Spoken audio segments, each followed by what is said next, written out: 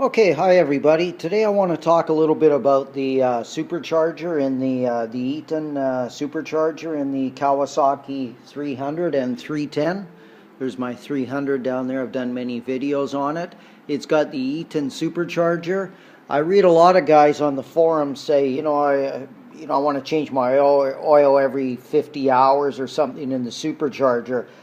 It's my understanding that these superchargers supposedly are good for life. Well, whatever that's supposed to mean.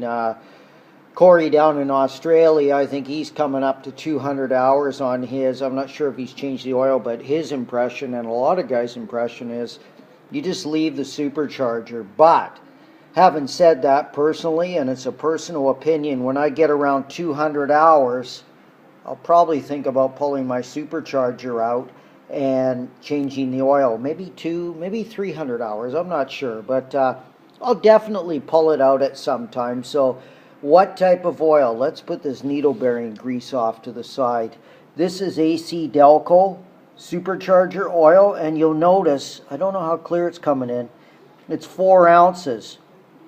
Now, we did a rebuild on ski in Bangkok, if you followed some of my previous posts, and we got exactly 4 ounces out of that Eaton supercharger, and we put exactly 4 ounces back in.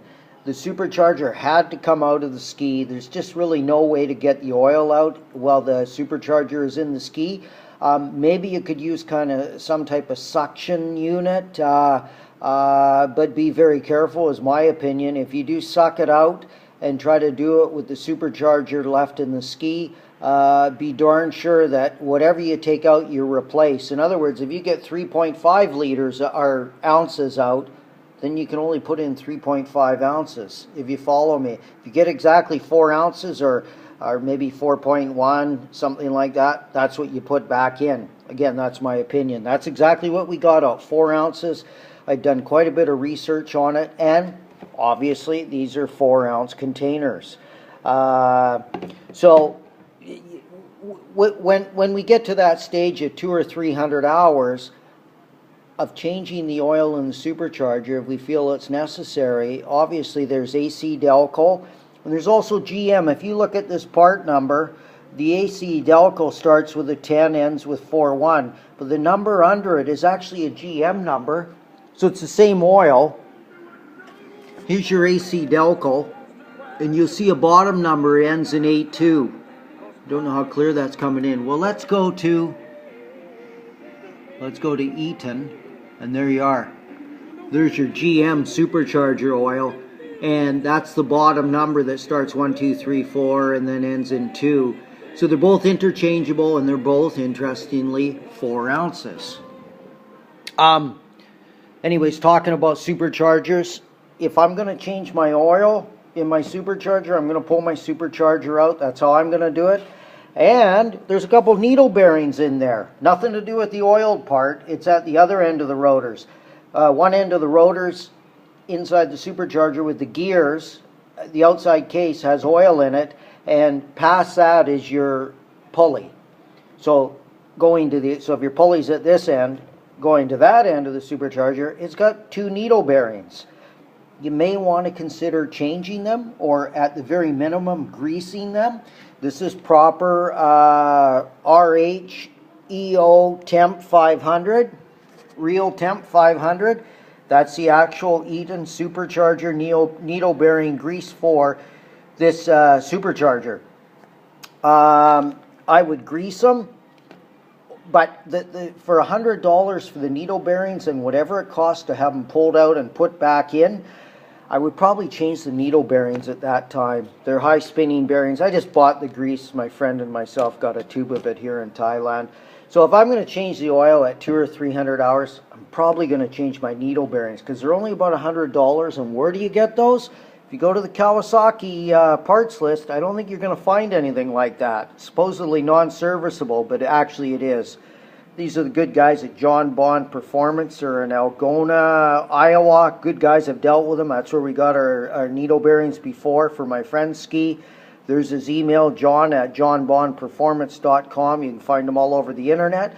They also rebuild superchargers. They know these superchargers. They're good guys. They're very knowledgeable. So anyways, if you do decide just to grease the bearings, or let's say you order your bearings from John Bond and you have them put in, you need supposedly anaerobic gasket maker. This is the end where you've got to crack the end open of the supercharger, and you use anaerobic gasket maker. That's where we got it from. Nothing to do with the oiled end. This is the other end, the dry end, where the rotors go into the needle bearings.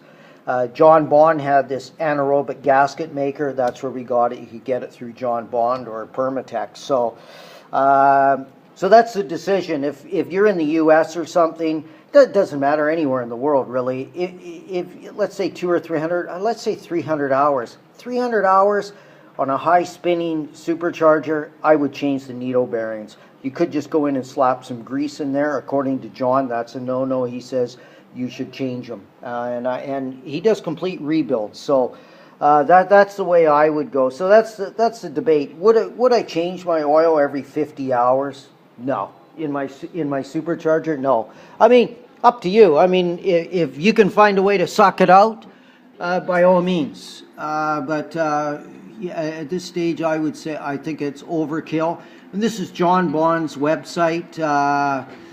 They do everything: supercharger parts, rebuilds, powder coating. I don't work for them, but I've had some discussions with them. They're good guys. There's your AC Delco Supercharger Oil. There's your Eaton GM. That's what comes up when you punch in Eaton. What do we got here? There's the needle bearing grease. It's made by Nye Lubricants. Corey in Australia feels you could probably use different types of greases, but I think this has some kind of ceramic in it. So this is your needle bearing grease. It's made by Nye Lubricants. And so, like I say, that's your needle bearing grease. What else do we got here? See if I got anything else. There's the type of grease right there. Real Temp 500 for the needle bearings, made by Nye. Now, when you buy new needle bearings through John Bond, where we bought ours for my friend's ski, they came pre-lubed. Like I say, I think they have some type of ceramic within the grease. So anyways, back to anaerobic gasket maker. I had never heard of that in my life before, but according to John, it was a must to use. Again, there's other guys that will tell you differently, but he's in the supercharger business, so I took his advice.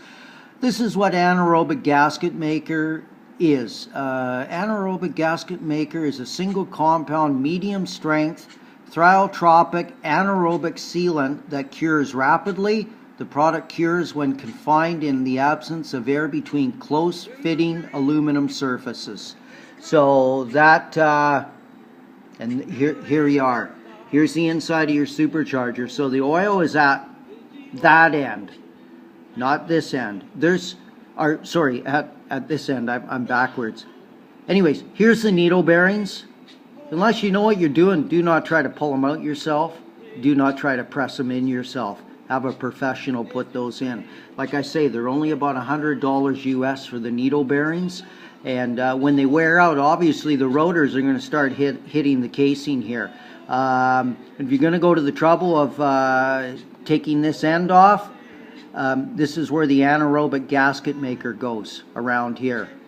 And if you go to my thread on Green Hawk Forums, I think it's titled 190 Hours No Previous Service. I have a whole bunch of pictures of a supercharger that we went through the rebuild of putting in needle bearings, changing the oil in, etc. And it was a real learning curve for us. So you got to decide that. If you're going to take this end off to lube up the needle bearings at 200-300 hours, yeah, you can certainly do that. That needle bearing grease is quite cheap to buy. I think it's 20 bucks a tube or something. But if you're going to go that far, why not spend another $100 plus shipping wherever you are in the world, and then, I don't know, $50, $100 to have them pulled out and pressed back in properly. You have to do it right, because you've already got it apart that far. So that would be my thought. I'll probably go 250, something like that, hours on my supercharger. Then I'll pull it out, change the oil, take this end off, there's a place in Bangkok that pulls these needle bearings out and presses them back in. They know how to do it. So it'll cost me a couple $100 and give me peace of mind. Now, I haven't said that. Maybe you can put 500 hours on one of these. I have no idea. According to Corey in Australia, he says they're good for life, but somebody's got to give me numbers on that. Life can mean a lot, you know. Life could be 300 hours or 3,000 hours. I have no idea. I mean, it's small money. The oil is cheap. The supercharger oil. The anaerobic gasket maker is cheap. The needle bearings are cheap. Well, like I say, if you buy new needle bearings, they come pre-greased. John Bond, good guys to deal with. And switching, anyways, AC Delco, there's your supercharger oil with the numbers. GM supercharger oil with the numbers. They're both on the same numbers, are on the same bottle. And at that time, when you have your supercharger out, if you've been riding in salt water, I'd have a very close look at the pulley on the supercharger. Make sure it's not rusted. There's one up in Bangkok. It's got about 70 hours on it. It's full of holes from rust, so that might be a time to change the pulley as well. So many things to consider.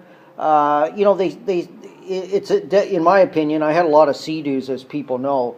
I think that the Kawasaki supercharger is ace. I really do. I was always worried about blowing my Sea-Doo supercharger apart and sending a bunch of metal into the engine. But so anyways, they say maintenance free for life on these, but nobody can give me a number. So 200 to 300 hours on the supercharger sounds like a good time for me, in my opinion, to change the oil in the supercharger, put in new needle bearings in it, and I'm good to go. Put a new belt on it, of course, if I hadn't already, and just give me an edge on it. You know, just stay on top of it. Now, like I said, sorry, I meant to say, switching the subject, on the Kawasaki 250 and 260, they use the Ogura supercharger, and I talked to John Bond extensively about maybe he could modify those superchargers, because apparently a lot of them fail, is my understanding. I don't know how many, but they break shafts, they seize, and all kinds of things. And we had a lot of emails going back and forth on that supercharger for the 250 and 260 Ultra, and in the end, he just didn't want to touch it. I think he doesn't even service them. So if you have a 250 or a 260 and you break that supercharger, you might want to talk to John Bond and see if they will rebuild it. But I think they don't. I think they only do Eaton's, because he had some opinions, John himself, about the design of that Ogura and in a saltwater environment. And but having said that, I talked to a guy recently in Texas. He's got 200 hours on a 250, I think. It's the same supercharger, my understanding, and he's had no problems at all. So anyways, that's today's tip. Sorry it's a little long and drawn out, but I just wanted to get this across to everybody, and then you can form your own opinion on when to change the oil and do the needle bearings, etc. in your Eaton supercharger. Anyways, that's it today from Rod. Hope that helps.